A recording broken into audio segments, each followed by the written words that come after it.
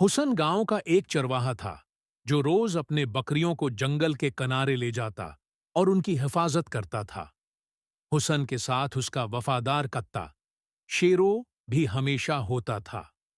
शेरो निहायत होशियार और बहादुर था और हुसन के लिए बकरियों की हिफाजत में मदद करता था।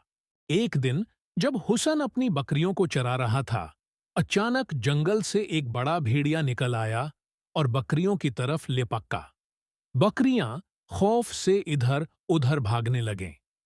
हुसन को यह देखकर बहुत परेशानी हुई, लेकिन शेरों ने फौरन खतरा भांप लिया।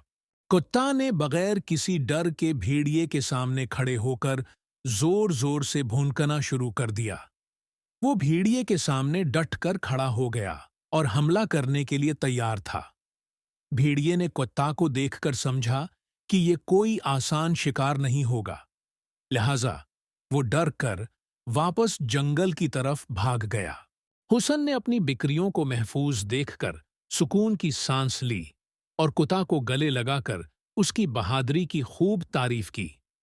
जब गांव वालों को कुत्ता की बहादुरी के बारे में पता चला, तो सबने उसे खूब सराहा और हुस्न को बहादुर चरवाहा का लक़ब दिया। उस दिन के बाद कुत्ता गांव का हैरो बन गया और सबने उसकी वफादारी और बहादुरी को तस्लीम किया।